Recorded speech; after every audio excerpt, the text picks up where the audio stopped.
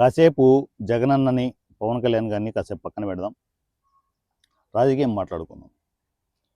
రాజకీయ పరంగా కూటమిలో ఆల్మోస్ట్ 164 సీట్స్ టీడీపీకి ఉన్నాయి. 21 ఎలాగూ పవన్ కళ్యాణ్ గారికి ఉన్నాయి. బీజేపీ 10 12 ఏవో ఉన్నాయనుకోండి. హయ్యెస్ట్ మెజారిటీ ఏంటి? మనం ఎంత కాదనుకున్నా ఎంత వద్దనుకున్నా కూడా టీడీపీనే. సో నెక్స్ట్ సీఎం ఎవరు కావాలా అనే క్వశ్చన్ వచ్చినప్పుడు జనరల్గా ఎన్ని రాజకీయాలకు అతీతంగా కాసేపు చూద్దాం.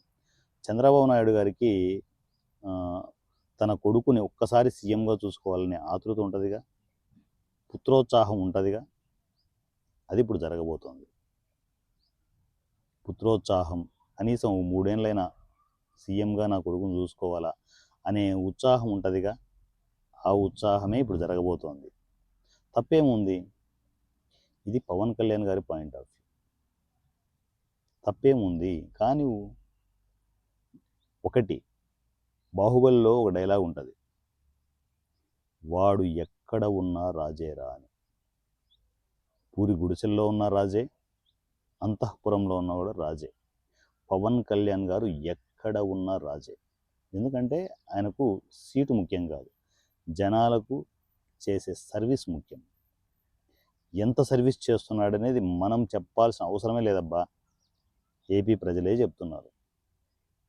పల్లెటూళ్ళకు వెళ్ళి పనులు చేస్తూ వాళ్ళకి అడిగింది తడువుగా ఇమ్మీడియట్ వాళ్ళకు సమస్యలన్నీ క్లియర్ చేసుకుంటూ వెళ్తున్న ఆ గొప్ప మనిషి గురించి మనం ఎంతగా చెప్తాం, ఎన్ని చెప్తాం? ఎంత చెప్పినా తక్కువే. అందువల్లే రాజకీయ పరంగా కొన్ని లెక్కల పరంగా ఇప్పుడు జరుగుతూనే ఉన్నాయి.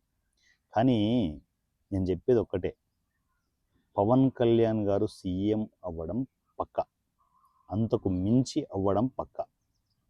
కూసాలు కదిలిపోతాయి రానున్న రోజుల్లో. ఎలా ఏంటి అంటే అనేది రాజకీయపు రంగు సినిమా మీద, వెండితెర మీద మనం చూస్తూ ఉండాలి అంతే. ఎందుకంటే లోపల జరిగే ఇంటర్నల్ వ్యవహారాలు దగ్గరగా నాకు తెలుసు కాబట్టి చెప్తున్నాను.